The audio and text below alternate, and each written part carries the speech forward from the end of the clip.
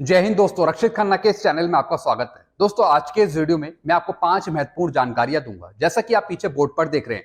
और इसी के अनुसार कुछ मैसेज हैं, कुछ लेटर हैं, वो भी मैं आपको साइड में दिखाऊंगा, वो भी आप चेक करेगा। वीडियो में आगे बढ़ने से पहले एक छोटी सी गुजारिश कर रहा हूं, अगर आप पहली बार मेरा चैनल देख रहे हैं या फिर ये वीडियो देख रहे हैं तो आप मेरा चैनल सब्सक्राइब भी कर सकते हैं, जिसका नाम है रक्षित खन्ना, क्योंकि ऐसी जानकारियां, अच्छी जानकारियां आपको मिलती रहती हैं इस चैनल के माध्यम से। और पेंशन से जुड़ी जो प्रॉब्लम आती है उसका भी सोल्यूशन किया जाता है टाइम टाइम पे। चलते हैं दोस्तों, आगे बढ़ते हैं। सबसे पहली जानकारी, आज इक्वल एमएसपी की सुनवाई 3 बजे या फिर 3:30 बजे। जैसा आपको पता है, आज शाम को इक्वल एमएसपी की सुनवाई है 3 बजे या फिर 3:30 बजे। और हम ये उम्मीद करते हैं कि जज साहब को पूरा टाइम मिले, लगभग 30 से 40 मिनट मिले बहस को पूरी करने के लिए। क्योंकि दोस्तों, जब तक टाइम नहीं मिलेगा जज साहब के पास, जब तक वो तारीख पे तारीख ही देते रहेंगे, जैसा कि आपने पहले भी देखा। तो दोस्तों, उम्मीद है जज साहब को टाइम मिले बहस सुनने का। अब दोस्तों, सुनवाई भी इसमें 2 तरीके की है। एक तो है हमारे पक्ष की सुनवाई, दूसरा सरकारी पक्ष की सुनवाई। जी हाँ दोस्तों, इसके बारे में मैंने पूर्व सैनिक वीर बहादुर सिंह जी से भी बात करी थी, तो उन्होंने भी यही कहा है कि यह केस थोड़ा सा और डिले हो सकता है, तारीख मिल सकती है इस पे, क्योंकि जज साहब के पास टाइम ही अवेलेबल नहीं है। और जो हमारे वकील है वो ये चाहते हैं कि जज साहब अपना पूरा टाइम दें बहस को पूरा करने के लिए, जिसमें सरकारी पक्ष का भी बात रखी जाए, उनकी भी बात सुनी जाए, तभी जज फैसला देंगे। यानी दोनों पक्ष को वो अच्छे से सुनेंगे, तभी वो फैसला देंगे। तो दोस्तों, उम्मीद है कि एक नई तारीख हमें देखने को ना मिले, लेकिन सब कुछ जज पे डिपेंड करेगा। अगर वो प्रॉपर टाइम देते हैं सुनवाई पूरी करने के लिए, तब इस केस का निर्णय आ सकता है। लेकिन दोस्तों, इसकी सुनवाई या फिर एक नई तारीख हमें देखने को आगे मिल सकती है। इस केस का फाइनल निर्णय देने के लिए वो सब कुछ बहस पे डिपेंड करेगा, सुनवाई पे डिपेंड करेगा। अगर जज के पास पूरा टाइम है तो दोस्तों फिर वो आगे कंटिन्यू करेंगे, अगर टाइम नहीं है तो दोस्तों फिर वो एक नई डेट देंगे। तो दोस्तों, इन्होंने यही बताया कि आगे डेट मिल सकती है। आप नीचे कमेंट करिएगा, क्या एक नई डेट मिलेगी या फिर फाइनल निर्णय आएगा। चलते हैं दोस्तों अगली जानकारी की तरफ। लो जी, मार्च 2024 का भी आंकड़ा नहीं आया, कंज्यूमर प्राइस इंडेक्स का। जैसा आपको पता है, मार्च 2024 का एआईसीपीएन का आंकड़ा आना था 30 अप्रैल को। 30 अप्रैल भी चली गई, लेकिन मार्च 2024 का आंकड़ा नहीं आया, ना ही फरवरी 2024 का आंकड़ा आया। दोस्तों, क्या खेल हो रहा है भारत सरकार के द्वारा। यानी जो एआईसीपीएन के जो आंकड़े आते थे हर एक महीने, अब वो भी बंद हो गए आना। ना ही फरवरी का हमें देखने को मिला, ना ही मार्च का देखने को मिला। दोस्तों, कहां पर क्या देरी हो रही है, क्यों नहीं आया, इसका कारण अभी तक पता ही नहीं लगा है।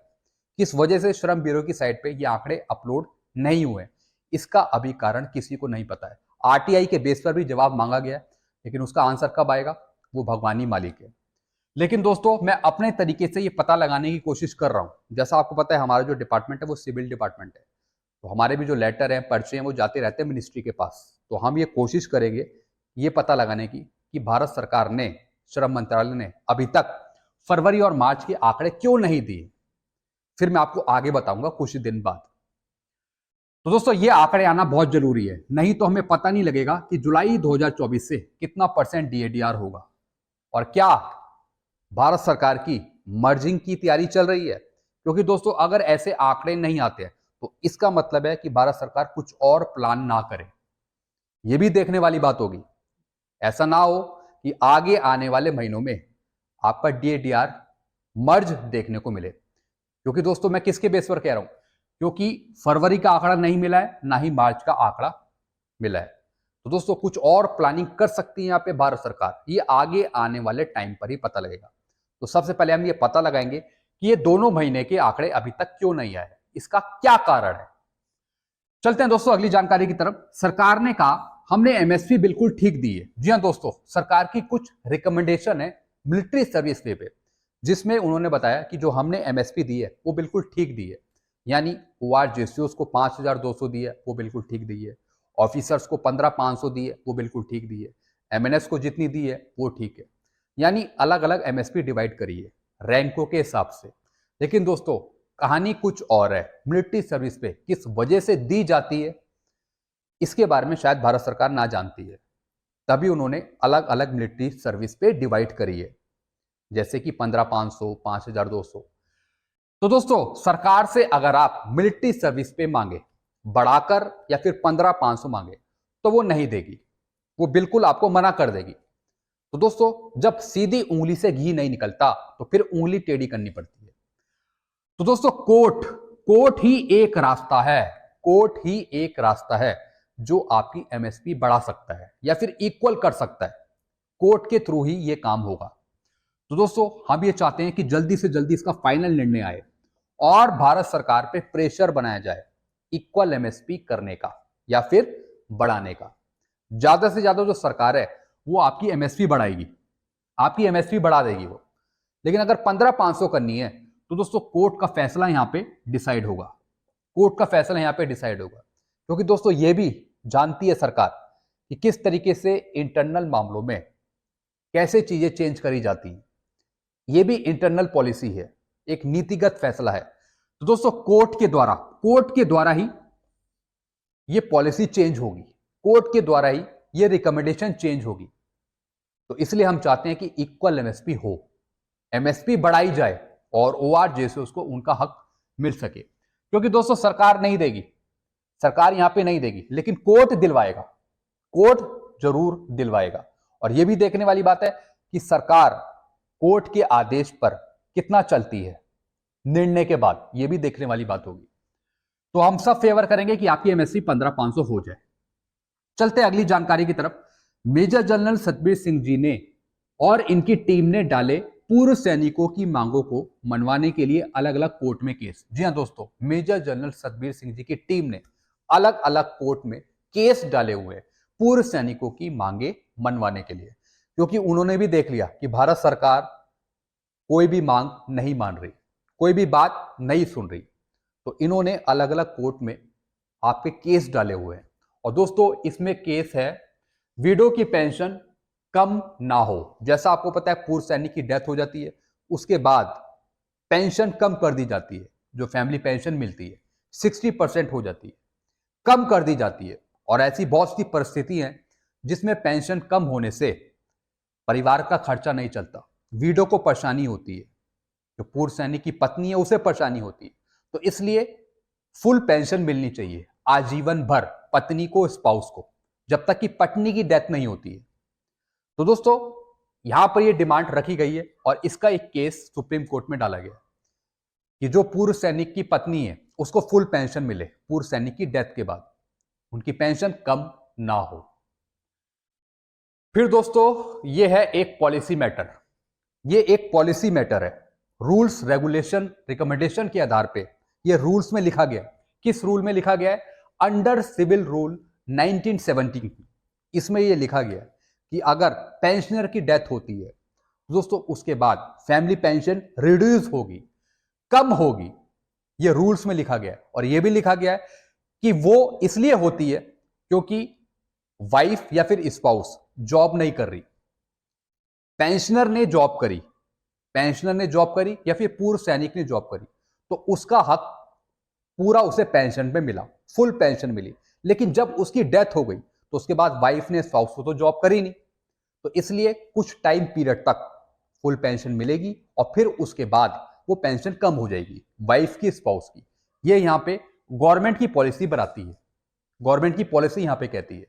दोस्तों ये आपको कोई नहीं बताएगा, ये आपको कोई भी चीज नहीं समझाएगा, सिर्फ इसी चैनल के माध्यम से आपको इंटरनली चीजें बताई जाती हैं भारत सरकार की, और कैसे उसे सुलझाया जाएगा यह भी आपको बताया जाता है। तो दोस्तों गवर्नमेंट की यह पॉलिसी है। तो दोस्तों इस पॉलिसी को चेंज करने के लिए यह केस डाला गया है मेजर जनरल सतबीर सिंह जी की टीम के द्वारा कि पूर्व सैनिक की डेथ के बाद फुल पेंशन मिले वाइफ को, स्पाउस को, ताकि आगे भविष्य में उनको कोई दिक्कत ना हो, कोई वित्तीय नुकसान ना हो।